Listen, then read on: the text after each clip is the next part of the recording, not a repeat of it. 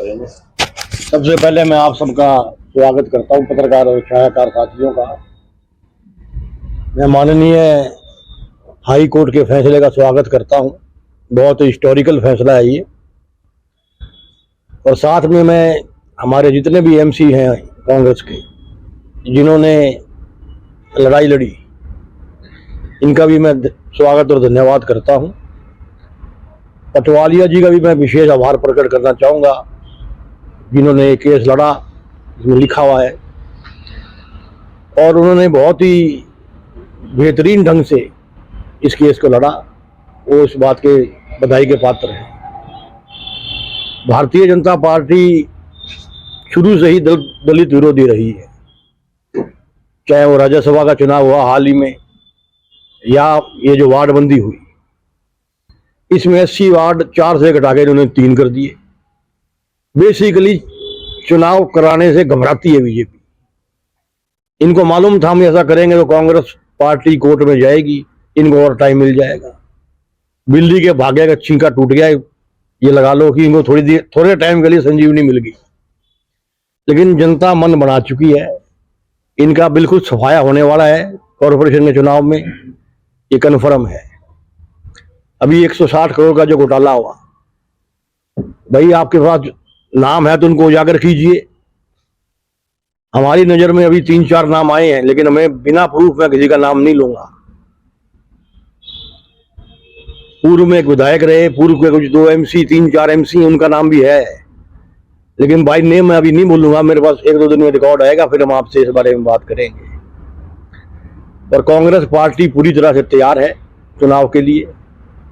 Bharatiya Janata party को चाहिए कि हिम्मत दिखाए और जो पुरानी वार्ड बंदी है उसी को लेकर चुनाव करवाएं। घबराने की और भागने की क्या जरूरत है इसके अंदर? जब हम तैयार हैं अपोजिशन में, उनकी जो सरकार है, उनको चाहिए कि तुरंत प्रभाव से चुनाव कराएं। और जनता को जो डिफिकल्टी आ रही है बिना एमसी के, हर वार्ड का एमसी के बाद तरह तरह के काम के लिए जरूरत पड़ती है जनता को। जनता को क्यों तंग कर रही है भारतीय जनता पार्टी? जिसको लोग चाहेंगे चुन लेंगे। ये बहुत ही हिस्टोरिकल फैसला हुआ है, इसके लिए मैं सभी को बधाई देता हूं। और एक बात मैं और कहना चाहूंगा, जो अग्रवाल धाम में, इसका नाम सरकार से मैं आग्रह करूंगा, श्री अग्रवाल धाम होना चाहिए, क्योंकि बहुत ही करोड़ों लोगों की आस्था इससे जुड़ी हुई है। और मैं उम्मीद करता हूं कि सरकार इसका नाम जरूर श्री अग्रवाल धाम करेगी। बोलिए। चंद्रमोहन जी, जो विधानसभा चुनाव हुए थे उसमें आपने कांग्रेस के 4 बड़े नेताओं पे आरोप लगाया है कि उन्होंने मेरी खिलाफत की, उस पे नोटिस भी जारी हुए हैं। किस तरह उन्होंने खिलाफत की थी, थोड़ा उसके बारे में बताते हैं, क्योंकि वो आज की डेट में खुद को मेयर का प्रबल दावेदार भी बता रहे हैं। भैया, जो मुझे बताने की आवश्यकता नहीं, ये बात आप भी जानते हो, सारा शहर जानता है कि उन चारों ने क्या किया। मेरे पास कम से कम 150 प्रूफ है। तो कमेटी को ये मामला डिस्प्लिन दावा ये कर रहे हैं कि हम तो हमेशा कांग्रेस पे हमने मदद की है, उनका तो ये दावा है।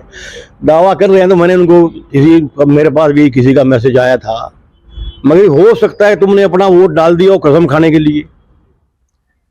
वो मनसा देवी में खड़े होकर कह दें कि उन्होंने मेरी खिलाफत नहीं की, मैं उल्टा माफी मांग लूंगा उनसे। है हिम्मत तो खाएं वहां जाके कसम। उन्होंने खिलाफत की है मेरी, मैं खुद कहता हूँ। पार्टी से निकालने की भी डिमांड है। ये डिसिप्लिन कमेटी ने देखना है कि पार्टी की मजबूती किस में है। अगर पार्टी आपसे पूछे भी इन पे क्या एक्शन होना चाहिए, तो आप क्या चाहेंगे? जो पार्टी का परंपरा रही है, जो पार्टी का नियम है, पार्टी उसको फॉलो करेगी। उससे बाहर ना तो मैं जा सकता, ना ही कोई कमेटी जा सकती। लेकिन पार्टी में रहेंगे तो फिर आगे भी नुकसान कर सकते हैं। हाँ जी, पार्टी में रहेंगे तो आगे नुकसान। मैंने अपना व्यू पॉइंट रख दिया, बाकी डिसिप्लिन कमेटी ने देखना है। 7 दिन का टाइम था, मेरे ख्याल 2-3 दिन रहते हैं उनके, तो जवाब दें। वो कह रहे हैं कि चुनाव आए हैं सिर्फ, इसलिए चंद्रमोहन जी ने 1.5 साल बाद कह के जबरदस्ती हमें नोटिस दिलवाया। मेरे पास ऑन रिकॉर्ड है, मैंने डे 1 से लिख के दिया हुआ है। कंप्लेंट पहले दिन से कंप्लेंट मैंने पहले दी, उसके बाद उदय भान जी चेंज हो गए, फिर नए प्रधान आए, फिर भी प्रभारी जी को मैंने लिखा, साथ साथ मैंने वेणुगोपाल जी को लिखा, खड़गे जी को लिखा। मेरी थोड़ी चल रही है, अभी आ गया तो ये मैंने थोड़ी करवाया, कोई डिसिप्लिन कमेटी का ये फैसला है। सर, इतनी लेट एंटरटेन की है आपकी शिकायत, आपको लगता नहीं कि भी इतना उससे और लोगों को उत्साह मिलता है कि पार्टी का खिलाफत करें, नुकसान हुआ आप देख रहे हैं राज्यसभा में। भैया पहले डिसिप्लिन कमेटी नहीं थी, डिसिप्लिन कमेटी जब बनी है इन्होंने उसके बाद आदरणीय धर्मपाल मलिक जी विदेश यात्रा पे चले गए थे। वो 3 तारीख को आए, 3 तारीख को आके उन्होंने फैसला ले लिया जो उन्होंने लेना था। मैं उनका आभार प्रकट करता हूँ। तो कोई सूचना है, उन्होंने कोई जवाब दिया अपनी तरफ? नहीं, मैं को क्या सूचना होगी, सूचना तो डिसिप्लिन कमेटी को देंगे वो। ये सवाल तो आप उनको पूछिए मलिक साहब को। तभी मेरे ख्याल 3-4 दिन रहते हैं, उसके बाद पूछ लेना, आप वही बताएंगे आपको। लेकिन ऐसे लोग यदि रहेंगे पार्टी में तो मेरा वही सवाल है कि आगे भी नुकसान करेंगे क्या? तो फिर ऐसे में पार्टी से निकालना ही बेहतर होगा। और भाई किसी के मारने से कोई थोड़ी मरता है, आधा देश को मार के होता है।